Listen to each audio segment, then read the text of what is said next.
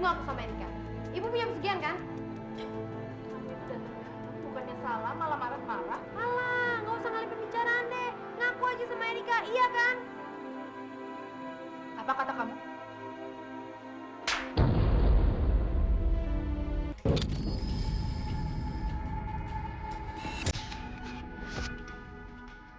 Sebagai tumbal pesugihan.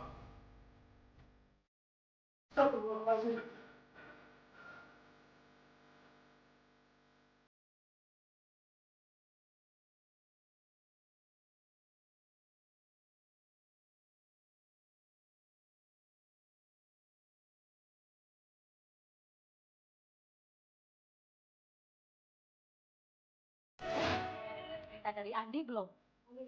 Ada apa dia? Ini Bu, ceritanya waktu habis ronda, dia kan nemukan gelang emas. Gelang emas? Itu loh sama si Tarto. Niatnya tuh gelang mau dijual buat biaya perawatan neneknya yang lagi sakit.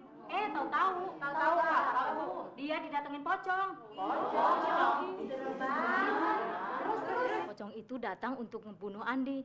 Tapi untungnya Andi itu kan orangnya beriman dan dia juga rajin sholat berjamaah di masjid. Ya, pocong itu bisa pergi. Ibu-ibu, belum selesai. Setelah pocong itu pergi, Andi dengar suara. Kalau Andi diminta untuk mengembalikan gelang emas itu ke tempatnya.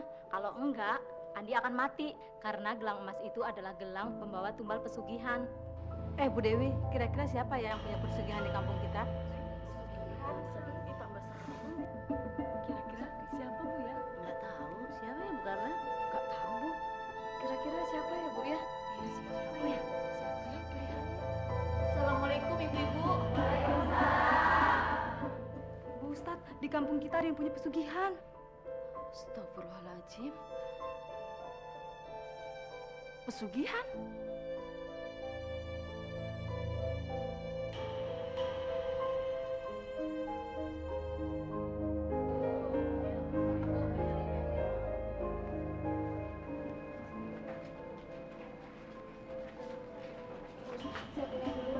Soalnya ayahnya Erika di rumah nggak ada yang ngurusin. Oh ya, hati-hati ya. Assalamualaikum. Waalaikumsalam. Ustadz, saya tahu siapa yang punya pesugihan di kampung kita. Ibu Dewi yang punya pesugihan. Bagaimana mungkin? Bu Dewi itu kan jamaah pengajian yang rajin. Dia hampir nggak pernah absen datang mengaji. Apakah kalau orang sudah mengaji itu bisa jadi jaminan orang itu akan berbuat baik? Tuduhan saya beralasan, ibu-ibu. Coba ibu-ibu perhatikan. Dulu waktu Pak Dodi masih sehat, keluarga itu sangat sederhana. Maaf ya Bu Ustadz, berapa banyak sih penghasilannya sebagai sekretaris kelurahan? Benar juga ya. Dan semenjak Pak Dodi kena stroke, justru kehidupan Bu Dewi malah justru meningkat lebih drastis. Lihat aja rumahnya, malah tambah mewah. Punya motor, mobil. Tenang ibu-ibu, tenang. Kita nggak boleh menuduh seseorang tanpa adanya saksi dan bukti. Itu dosa sangat besar. Tapi benar juga apa kata Bu Darman? Ya, saya setuju apa kata Bu Darman. Saya juga sudah mikir dari dulu. Bu Ustadz, saya rasa ini nggak bisa dibiarkan. Bu Ustadz harus berbuat sesuatu. Kita nggak mau kan akan ada korban lagi di desa kita. Baiklah ibu-ibu, nanti saya akan bicarakan masalah ini kepada Pak Lurah. Siapa tahu Pak Lurah setuju kalau saya nanti yang datang ke rumah Ibu Dewi. Sekarang saya permisi dulu. Assalamualaikum. Waalaikumsalam. Dek, akhirnya nenek lu bisa berobat juga. Itu dia. Alhamdulillah banget toh. Ya. Untungnya kita tuh punya lurah yang baik. Baru tahu. Nah, pas gua ngurusin surat kagak mampu. Heeh. Malah dikasih duit. Kan alhamdulillah banget. Wih, Bagi dong. Ada sisa nggak? udah jangan kebanyakan ngomong. Ngomong-ngomong nih, langkah terakhir lo nih. Mati lo, skakmat. Mana bisa?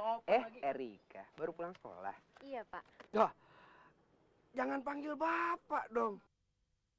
Saya kan masih muda. Nikah aja belum. Bisa aja. Lu kagak ada takut-takutnya ya. Dia itu kan anaknya Ibu Dewi. Orang yang penganut setan. Lu kagak ada bosen-bosennya. Lu kan kemarin dikejar pocong, mau lu dikejar pocong lagi. Dan lu jadi tumbal pesugihannya Ibu Dewi. Mau lu? Gua tuh kasihan sama lu. Ya biarin aja dia. Lo kalau ngomong pakai otak. dong perasaan orang. Tuh lihat, dia pasti sedih. Ya, biarin aja dia sedih, dia pergi ego udah pakai otak. Gua tuh habis pihak. Dibantuin orang bukannya syukur. Lu tangguh tuh, so ganteng lo. Udah menjatuh, ayo.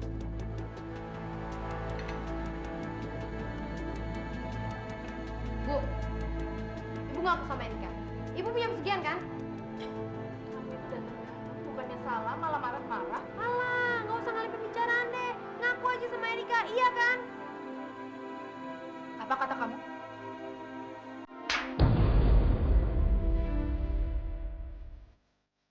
Sekarang Erika tahu alasannya.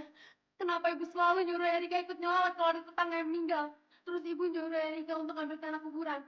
Karena mereka yang meninggal secara nggak wajar, itu tumbal pesugihan ibu kan? Iya kan? Erika nggak mau hidup kayak gini, Bu. Erika nggak mau. Baik. Baik kalau kamu tidak mau hidup dengan cara seperti ini. Bagus. Ibu tidak akan memberikan kamu uang jajan. Kamu pikirkan sendiri bagaimana cara kamu mendapatkan uang.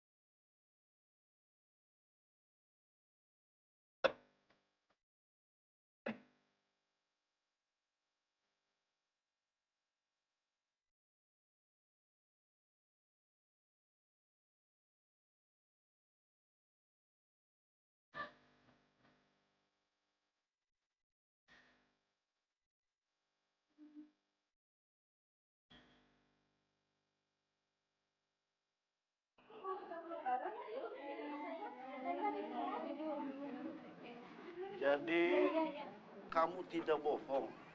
Semua cerita kamu, Andi. Insya Allah, semua cerita dan apa yang saya alami itu benar, Pak Lurah. Iya Pak Lurah, benar Pak Lurah. Andi juga ada cerita Pak Lurah. Subhanallah. Selanjutnya bagaimana ya Pak Ustadz? Saya rasa memang harus ada utusan dari kita yang datang ke rumah Ibu Dewi, Pak. Kalau Pak Ustadz, rasanya kurang pas ya. Sebaiknya Bu Ustadzah saja yang datang ke tempat Bu Dewi. Baiklah Pak Lurah, insya Allah saya akan menjalankan tugas sebaik-baiknya. Ya, kalau begitu Bu Ustadz, Pak Ustadz, saya permisi. Assalamualaikum. Waalaikumsalam. Mari Pak Ustadz, Bu Ustadz. Assalamualaikum. Saya punya pesugihan, Bu Ustadz. Sepertinya itu sebuah lelucon deh. Oh ya, silakan duduk dulu. Bu Ustadz kan tahu, dimanapun ada pengajian saya selalu datang. Jadi buat apa saya melakukan hal itu, Bu? Ini sama sekali bukan tuduhan, Bu. Tapi mudah-mudahan Ibu Dewi mengerti. Karena belakangan ini ada beberapa orang warga yang mati terbunuh secara tidak wajar. Apalagi mendengar cerita dari Mas Andi. Jadi wajar saja kalau para penduduk di sini berpikir ada seseorang yang punya pesugihan. Tapi kenapa tuduhan itu dijatuhkan pada saya? Sekali lagi saya mohon maaf, Bu. Para penduduk di sini berpikir Ibu Dewi punya kekayaan dalam waktu yang sangat singkat. Bu Ustadz, saya mempunyai seluruh kekayaan saya ini karena saya bekerja. Pagi, siang, malam saya bekerja membanting tulang, memeras keringat supaya mendapatkan seluruh kekayaan saya ini. Tenang, Bu, tenang. Ibu nggak perlu teriak-teriak seperti itu. Nggak enak didengar tetangga. Maaf, kalau boleh saya tahu, apa ya pekerjaan Ibu Dewi sekarang?